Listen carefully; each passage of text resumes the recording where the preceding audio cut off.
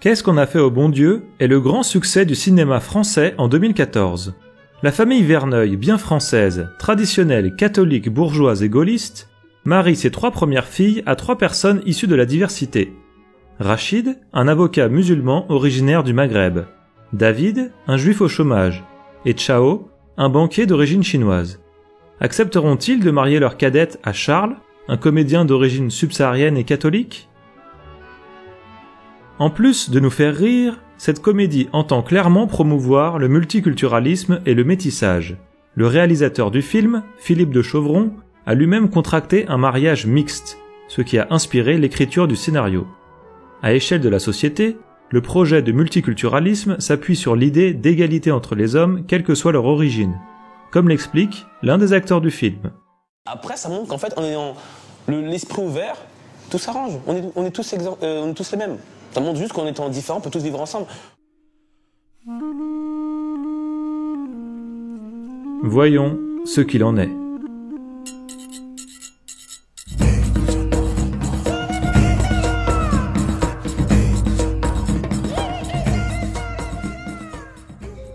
À l'état de nature, et sans avoir développé une organisation sociale et institutionnelle de grande ampleur, l'homme vit en communautés tribales qui permettent la survie grâce à l'entraide et au partage des tâches. L'homme est par nature social, tribal, communautaire.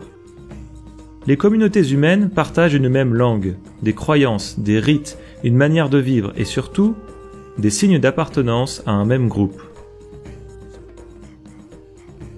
Voici un Maori. Vivant principalement en Nouvelle-Zélande, les Maoris ont pour signe d'appartenance des tatouages sur le corps et le visage, qui ont à leurs yeux une profonde symbolique religieuse. Qui se ressemble s'assemble. Ainsi, grâce aux tatouages, il est clair qu'un Maori ne fera jamais partie d'un autre peuple, et qu'un non-Maori ne sera jamais Maori. Toutes les tribus étudiées sur les 5 continents ont aussi chacune leur propre signe d'appartenance. Vêtements, ethnie, langue. Étant uniques, chacune participe à la beauté et à la diversité du monde. L'évolution historique a conduit une grande partie de l'humanité à quitter le tribalisme pour établir des États-nations. Certains États ont préservé une unité ethnique, comme par exemple le Japon, et certains autres sont multi-ethniques, c'est-à-dire formés de plusieurs peuples. Dans la France de ce début du XXIe siècle, le pouvoir républicain promeut la société multiculturelle, le projet de faire vivre ensemble différentes ethnies et différentes cultures. La République énonce que le contrat social garantit l'égalité des citoyens devant la loi, quelle que soit leur origine. La société multiculturelle érige l'antiracisme comme pilier absolument indispensable à la cohésion de la société. C'est tellement vrai que le racisme est puni depuis 1972. Nous connaissons tous la formule. Le racisme n'est pas une opinion, c'est un délit.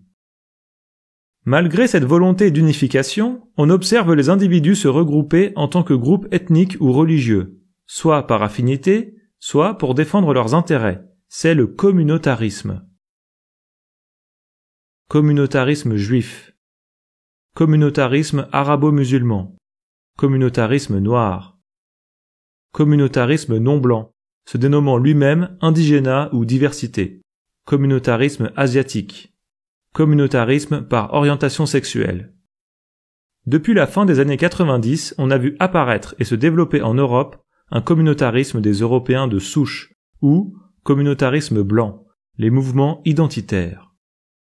Il est totalement impossible d'être à la fois antiraciste, le racisme augmente de manière insupportable dans notre pays, et communautariste. Par ma femme, je suis lié de manière éternelle à la communauté juive et à Israël. Car c'est affirmer une chose et son contraire. Manuel Valls se contredit. Il affirme se battre contre le racisme tout en défendant une communauté spécifique à laquelle il appartient. Quand même.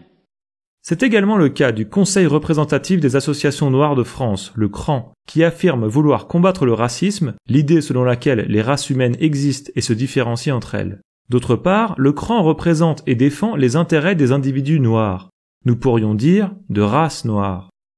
Dans la brochure « Parité et diversité au sein des exécutifs municipaux », cette association utilise la photographie, le nom et le lieu de naissance des conseillers municipaux pour leur assigner une race, européen, maghrébin, noir, asiatique.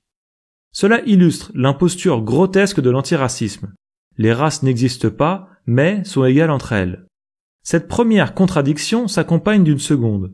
Je défends les intérêts de ma communauté, mais je lutte contre le communautarisme.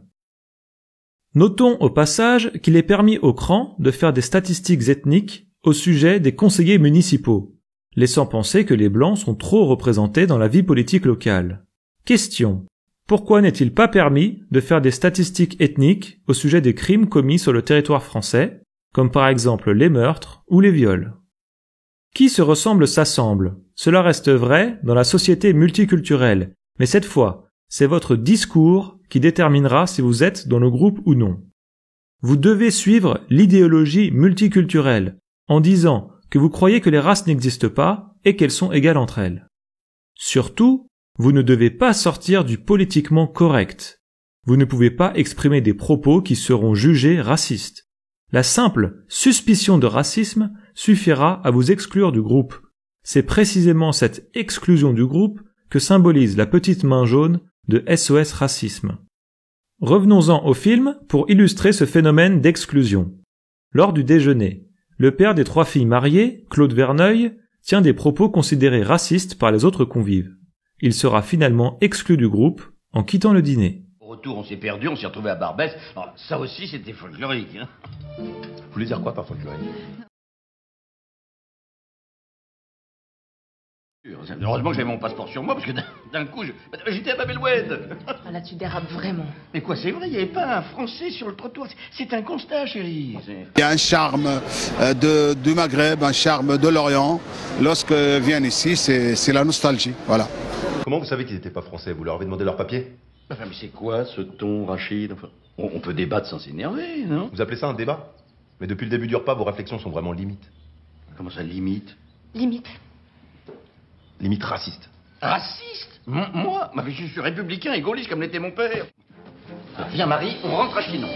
Ah, Claude. Non. Non mais attendez, Claude, il y a le dessert. Non, oui, non merci, je n'aime pas les litchis.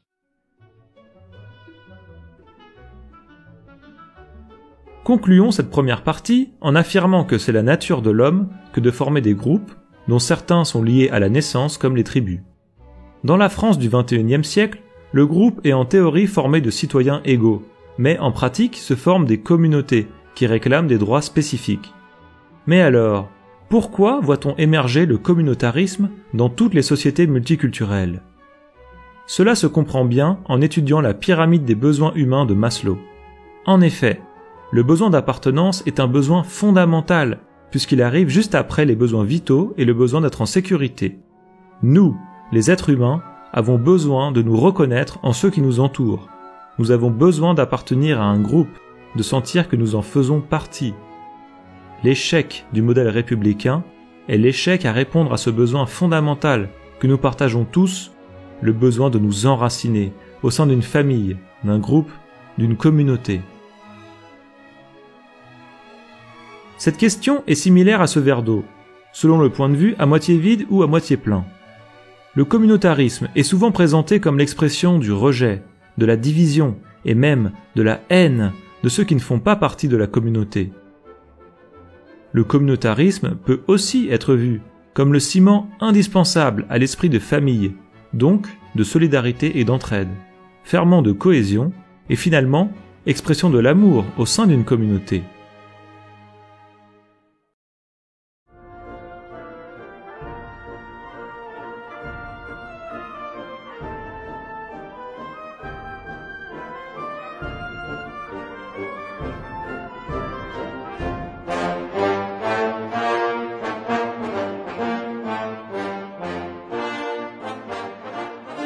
Les régimes totalitaires affirment toujours détenir une autorité morale, c'est-à-dire qu'ils disent agir pour le bien. En simplifiant un peu, pour le nazisme, le bien c'était de défendre les Aryens, donc indirectement de s'attaquer aux non-Aryens. Pour le nazisme, il fallait créer un homme nouveau, la race des seigneurs, débarrassé de ce qui, selon eux, pourrissait l'homme de l'intérieur et empêchait la pureté de la race. Pour le communisme, le bien, c'était de défendre les prolétaires, donc indirectement, de s'attaquer aux capitalistes. Pour le communisme, il fallait créer un homme nouveau soviétique, ou Homo soviéticus, débarrassé de ce qui, selon eux, le pourrissait de l'intérieur, le droit de propriété. Les parents noirs sont des gens très tolérants. La preuve, leurs 3 autres filles ont épousé un Chinois, un Juif et un Arabe. C'est quoi ça comme famille? C'est des communistes? Pire, des multiculturalistes. Pour le multiculturalisme actuel, le bien, c'est de défendre les minorités ethniques, donc indirectement, de s'attaquer à la majorité ethnique, c'est-à-dire les Blancs, les Européens de souche. Pour le multiculturalisme, il faut créer un homme nouveau, un homme cosmopolite, métissé et nomade. Cette idéologie cherche à le débarrasser de ce qui, selon elle, le pourrit de l'intérieur, l'enracinement. Nous pourrions aussi évoquer le communautarisme ou le racisme. Pourquoi ce mot « totalitarisme » ? Parce que les régimes totalitaires ont pour particularité de chercher à contrôler la population en ce que chacun a de plus intime, la pensée. Pour contrôler notre pensée, le totalitarisme multiculturel agit par 3 leviers. Levier 1, propagande. Levier 2, censure. Levier 3, surveillance. Levier 1. Contrôle des masses par la propagande appuyant l'idéologie officielle, l'antiracisme et la promotion du métissage. Selon le journal Le Point, ce film vaut toutes les campagnes contre le racisme et l'antisémitisme. En effet, la propagande multiculturelle est absolument partout. Dans les films, dans les séries, dans les livres, à la télévision, dans des spots de propagande du gouvernement, dans le sport, etc. Babacar qui passe à Mdoula. Une équipe de noirs en fait. C'est les blancs. La France. Avant on tenait des propos racistes. On s'en rendait même pas compte. Mais maintenant c'est du passé. Parce qu'on a découvert Electrosteam. Grâce à sa technologie révolutionnaire, Electrosteam chasse les mauvaises pensées racistes de votre corps. Le message porté par cette propagande est très simple. Les Blancs sont méchants. Ils sont accusés du crime de racisme. Ils portent la haine. Sam, il faut te méfier des Blancs, surtout les Français. Les Français sont mauvais et bêtes. Eux, et eux seuls, doivent porter la culpabilité de crimes passés honteux, qu'ils doivent assumer collectivement. Comment reconnaître cette propagande ? Le thème du racisme anti-blanc n'y est jamais abordé. Jamais. Levier 2. Censure et sanction de la population qui ne pense pas selon cette idéologie officielle. Les institutions judiciaires françaises punissent de plus en plus durement ceux qui dévient de l'idéologie officielle du régime. Par exemple, début 2015, le blogueur Boris Lelay reçoit une condamnation de 6 mois de prison ferme. 6 mois de prison ferme pour soi-disant déviationnisme idéologique au nom du sacro-saint manquement à l'idéologie antiraciste. Dans une vidéo de juin 2013, j'avais dit qu'il n'y avait pas de Celtes noirs, qu'on n'en avait jamais vu et qu'on n'en verrait jamais, et que le cas échéant, ce serait une révolution pour les sciences historiques et pour les sciences de la génétique. Il n'y a eu aucun propos insultant, aucune menace physique ou autre, aucune agression.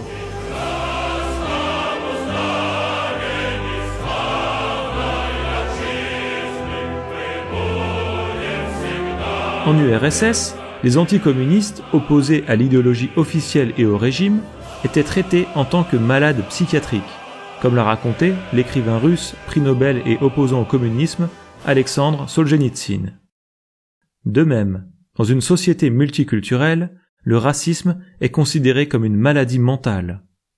Par exemple, dans le film, Marie Verneuil consulte un psy pour ses problèmes de racisme. Les mulots. Les mulots, oui. Mais si j'ai bien compris, ton problème de racisme viendrait des mulots. Levier 3. Surveillance de la population par elle-même grâce à la délation aux autorités. Le champ de bataille aujourd'hui, là où se trouvent les racistes, les antisémites, les xénophobes, on voit bien que leur parole est diffusée sur la toile et c'est là que nous devons être. La LICRA lance la première application antiraciste pour smartphone. Elle permet notamment de signaler des tags appelant à la haine raciale ou homophobe. C'est un studio lyonnais qui a développé cette application. Allez, c'est ma tournée.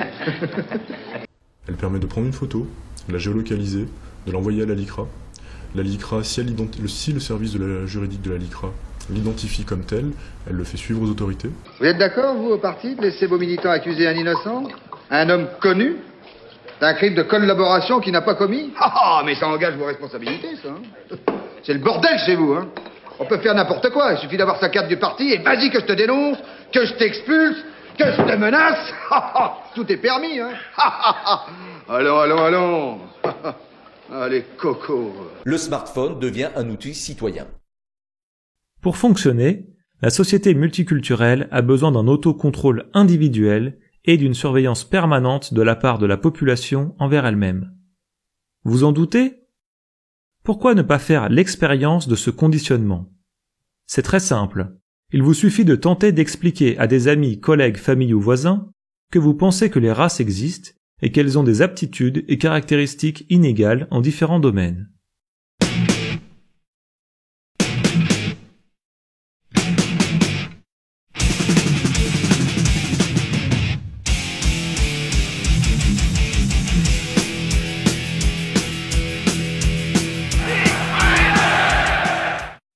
Si vous constatez que différents interlocuteurs ont la même réaction, en utilisant systématiquement les mêmes mots, alors c'est que ces mots, cette réaction, leur a été dictée par un conditionnement.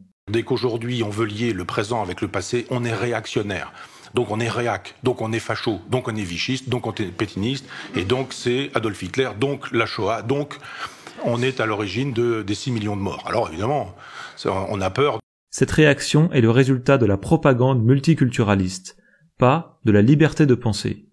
C'est ce sombre tableau, inquiétant pour nos libertés, qui fera écrire à l'écrivain Renaud Camus que l'antiracisme est le communisme du XXIe siècle.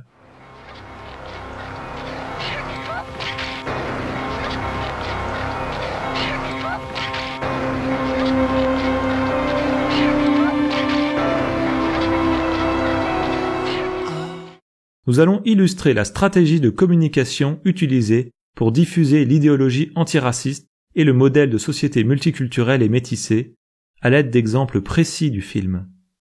La société multiculturelle nécessite d'uniformiser les hommes. Pour arriver à vivre ensemble, il faut qu'ils soient identiques à l'intérieur, qu'ils pensent et qu'ils agissent de la même façon, même s'ils n'ont pas la même apparence extérieure. La propagande nous explique qu'ils sont égaux en tout, souvent au prix du mensonge.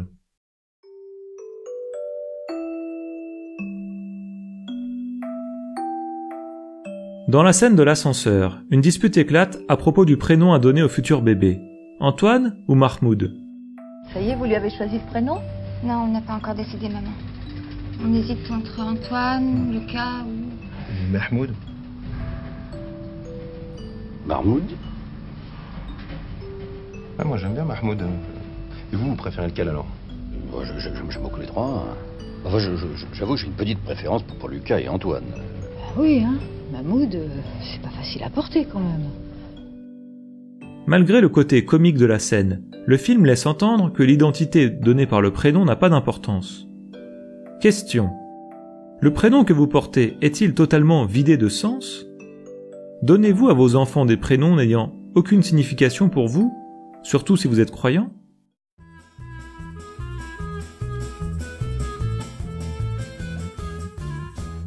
La circoncision du nouveau-né de David et Odile est l'occasion d'une dispute. Faut-il circoncire ou non le nouveau-né? Pourquoi vous le baptisez pas? Peut-être que Benjamin serait ravi d'être catholique plus tard. Mais maman, je vais pas vous le répéter 100 fois, écoute, la circoncision fait pas de Benjamin un juif. C'est un gros mensonge. D'après ce rite religieux juif, pratiqué depuis plusieurs millénaires, il faut circoncire le nourrisson à 8 jours, acte au cours duquel il reçoit son âme et rejoint le peuple juif. Selon cette croyance, cette tradition est fidèle à la lignée d'Abraham. Et puis d'abord, c'est hygiénique, voilà. Ça permet d'éviter les infections. Oh, le mien est entier, je me porte très bien. La circoncision n'a rien à voir avec une question d'hygiène. De plus, ce nourrisson n'est pas juif, car sa mère ne l'est pas. Question. Pourquoi mentir? Pourquoi minimiser les différences?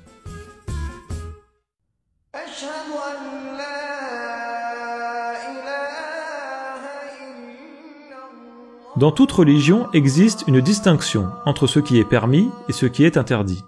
D'ailleurs, historiquement, les premiers prêtres étaient des juristes et des juges. C'est par la mise en pratique de ces règles qu'une religion prend son sens pour un croyant. Un musulman a pour obligation de ne pas manger de viande non halal. Je vous rassure, Claude, je ne mange pas de porc, mais je ne suis pas un intégriste. Regardez, je bois même du vin. Mais je n'étais pas inquiet, hein. Moi, c'est pareil, hein. Juste le cochon. On n'y peut rien, c'est des traditions millénaires. De même, un musulman ne peut pas boire d'alcool, cet aliment étant clairement haram, c'est-à-dire interdit, illicite. Rachid se dit musulman, mais dans la pratique ne l'est pas.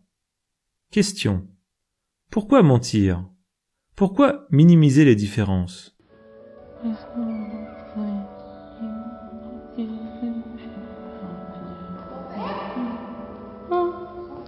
Oh mon Dieu, Paël.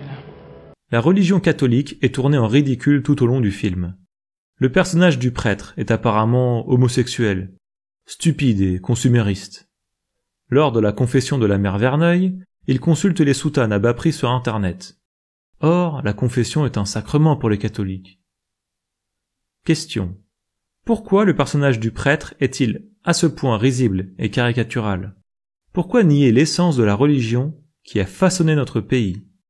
Les hommes ont différentes religions qui les amènent à vivre différemment. La diversité des religions participe à la diversité du monde. Le multiculturalisme propose de détruire cette diversité en niant les religions, en les tournant en ridicule, afin de permettre le vivre ensemble. Cette vision présente la religion comme purement cosmétique.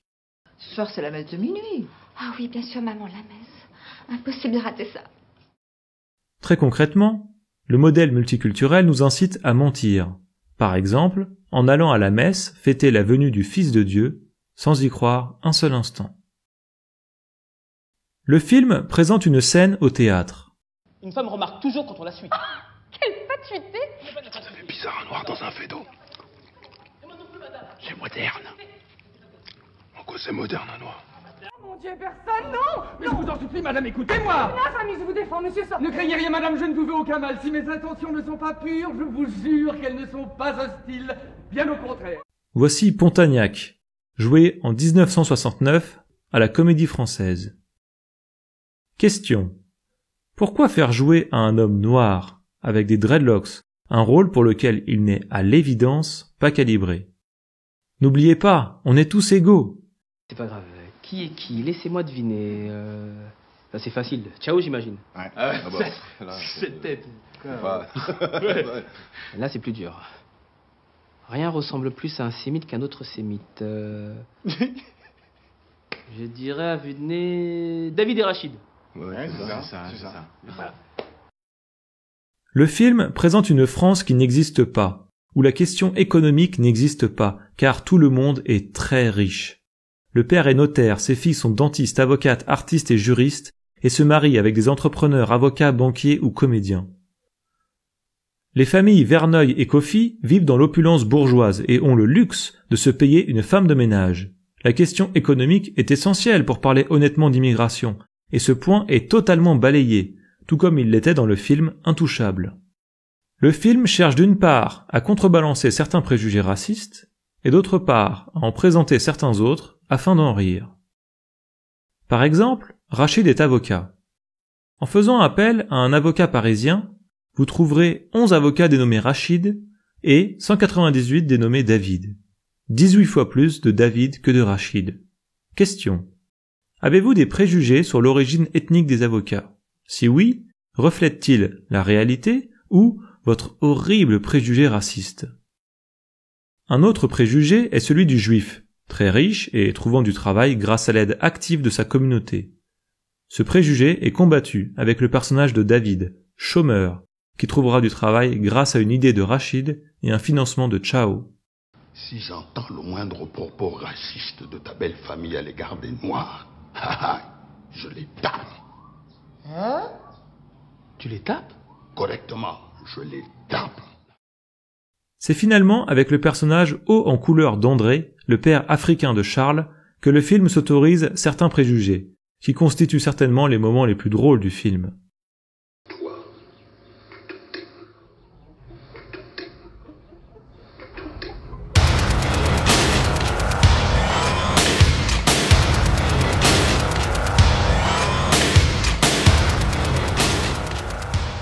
Le film illustre à merveille le quotidien de toute société multiculturelle fonctionnant avec l'idéologie de l'antiracisme, la censure de la population par elle-même. Ce mécanisme est admirablement résumé par cette phrase. On est bien d'accord, Claude. On évite tous les sujets qui fâchent. Hein. Israël, le Dalai Lama, la burqa, là, tout ça. Oui. Et surtout, pas un mot sur l'équipe de France de foot. Oui. Dans le film, comme dans la vie quotidienne d'une société multiculturelle, chacun a pour devoir de se donner des consignes de politiquement correct, si possible, en utilisant le vocabulaire dicté par l'idéologie, comme par exemple le mot « amalgame ». Bon, Rachid, on va pas en parler pendant 3 heures, mais si quelqu'un fait l'amalgame entre immigration et délinquance, toi, tu dis rien, tu prends sur toi, hein? Évite ce genre d'amalgame, ok? L'accusation de racisme peut toucher chacun à tout instant. Dans une scène du film, les filles Verneuil tiennent un conciliabule contre le mariage de leur sœur. Elles craignent l'accusation de racisme. Comme tous, nous devons la craindre. Attendez, là, pourquoi vous faites une tête d'enterrement? C'est quoi le problème? C'est parce qu'il est noir? Oh, s'il te plaît. Ça va, alors pas nous suspecter de racisme, pas nous. Ce qui constitue l'accusation suprême peut toucher n'importe qui, n'importe quand. Les paparazzis. Bonjour. Bonjour Charles. Bon dimanche. Alors comme ça on veut pas de blague dans la famille? Non. Je vais les mettre au frais. Moi aussi. Charles, tu connais la situation familiale, ça n'a rien à voir avec du racisme. Un peu quand même. Laisse tomber, on n'a aucune excuse. La censure touche tout particulièrement les deux pères de famille, Claude et André, de la part de leurs enfants. Papa, déjà, 1, tu ne nous as pas offerte. 2, le général de Gaulle est mort. 3, tu te calmes. Leurs femmes respectives, Marie et Madeleine, vont aller jusqu'à pratiquer le chantage sexuel. Il s'incruste à 400 et il veut rien payer à Mindada.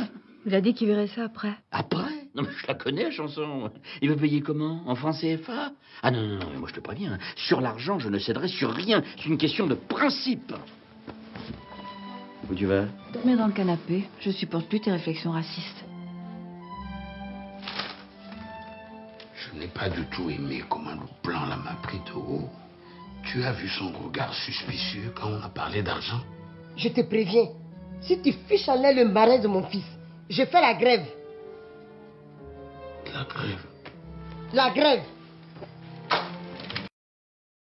Puis arrive cette scène surréaliste. Je suis contre ce mariage. J'avais dû comprendre, oui. Je ne suis pas raciste, mais j'aurais préféré que mon fils épouse une noire, une africaine, ivoirienne. Moi non plus, je ne suis pas raciste. Et j'aurais préféré que ma fille épouse un blanc européen français. Ah, vous aussi, vous êtes contre? Évidemment. Je veux dire que je vous prenais pour un communiste? Un communiste, moi? Question. Est-il mal de préférer sa culture et son peuple aux autres cultures et aux autres peuples?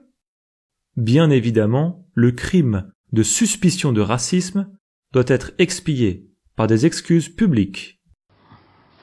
Bon, je voudrais profiter de votre présence dans cette maison où nos filles ont grandi pour m'excuser. Je suis sincèrement désolé que mes propos aient pu choquer la dernière fois. Mais enfin, c'était dit sans méchanceté. On n'a aucune excuse. Ouais, désolé Charles, on s'est conduit comme des merdes. Ah mais c'est pas grave. Eh bien, elle est belle la France.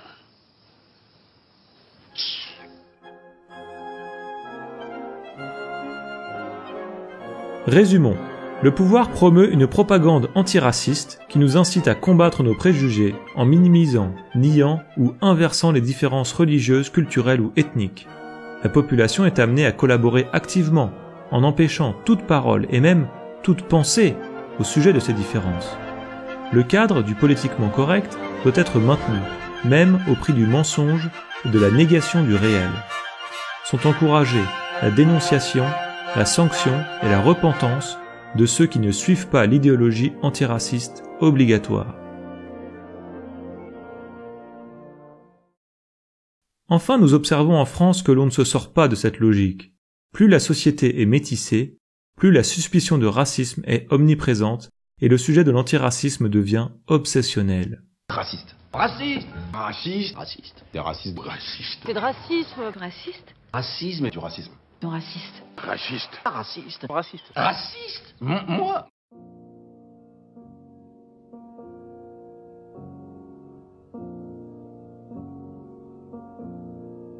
Sous couvert de l'humour ou dans certains points de détail, le film montre 1.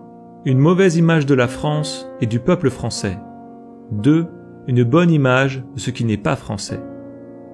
Si l'on y prête attention, nous retrouvons ces deux caractéristiques dans de nombreux films, séries, livres, etc. Dès la première scène, celle des mariages de leurs 3 filles, les Verneuil ne sont accompagnés d'aucune famille, ni d'aucun ami. Par contre, les familles maghrébines, juives et asiatiques sont nombreuses et chaleureuses. Par ailleurs, le couple Verneuil est déprimé et se dispute jusqu'à la menace de divorce. Pour se remonter le moral, la seule solution semble être de se lancer dans des danses exotiques. Le film laisse entendre que les Français sont responsables et même coupables de l'histoire coloniale, qu'ils doivent en avoir honte et devront éternellement payer. C'est eux qui payent les frais du mariage.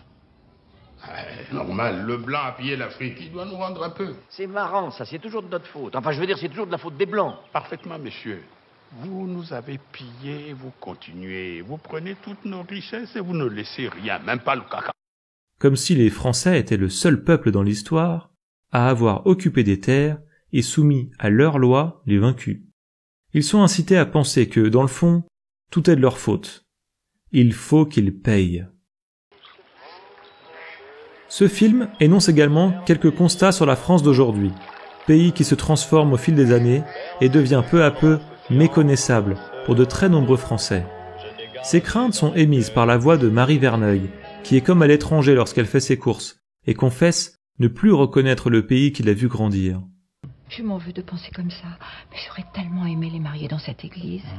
C'est là que je me suis mariée, que mes parents se sont mariés, que ma tante Geneviève a fait sa communion. Cependant, elle se persuade que finalement, tout est de sa faute, et que c'est à elle de s'adapter à la modernité cosmopolite.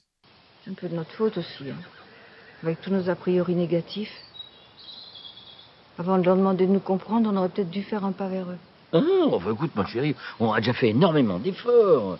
Le message est clair, les Français n'ont pas le choix, ils doivent s'adapter. Ce qui arrive à votre famille n'est pas bien grave, faut vous adapter. C'est la mondialisation. Valérie, ce mariage te remplit de joie maintenant. Oui, on est en 2013, Claude. Le monde a changé. Il faut être tolérant, ouvert sur le monde, à l'écoute des autres. Tu me fais peur, la Marie. Non, tu me fais vraiment peur. Les Français sont appelés à se métisser car... On fait partie de la même famille maintenant. Il faut noter que le choix de l'étranger semble inéluctable. En effet, le seul prétendant français à la main de leur fille travaille dans la banque anglo-saxonne et n'est pas très reluisant. En miroir, est présenté de manière positive tout ce qui est extérieur, non français. Chez nous en Afrique, c'est porte ouverte. Tout le monde rentre. Il n'y a pas de blanc, il n'y a pas de noir. C'est l'humain avant tout. Question. Est-ce ce profond humanisme que fuient à grands frais et au péril de leur vie ces centaines de milliers d'Africains?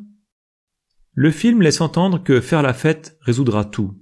Homo festivus festivus fuit les responsabilités et prolonge à vie son adolescence en transformant sa vie en une fête perpétuelle.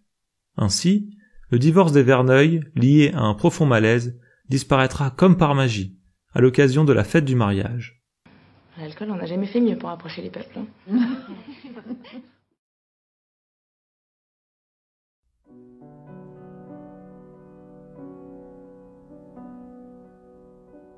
Posons-nous les bonnes questions. Diversité et frontières. Quelle est la meilleure façon de protéger et de préserver l'incroyable diversité des cultures et des peuples que forme l'humanité? Est-ce de les mélanger sans limite ou de les protéger, donc de les préserver grâce à des frontières? La diversité des ethnies participe à la diversité et à la beauté du monde. Le multiculturalisme propose de détruire cette diversité en métissant les hommes. La solution est simple et universelle. Je protège mon identité, je préserve la diversité. La frontière n'est pas du tout la fermeture angoissante. La frontière est une marque de modestie. Je ne suis pas partout chez moi. Il y a une ligne au-delà de laquelle il y a d'autres personnes que je reconnais comme autres. Ce que l'on appelle le grand remplacement est le phénomène de substitution de la population autochtone européenne par une population venue du tiers-monde. Le grand remplacement n'est pas un fantasme d'extrémistes paranoïaques, c'est une politique que préconise de mener l'Organisation des Nations Unies.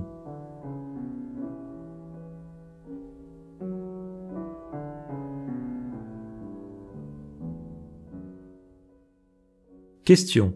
Est-il juste de laisser ce génocide par substitution s'opérer, au risque de voir disparaître les autochtones européens sur leur propre sol? Censure et liberté.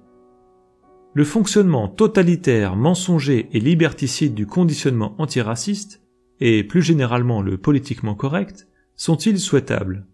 Participent-ils à créer une société paisible, durable, harmonieuse et non communautariste, où il fait bon vivre?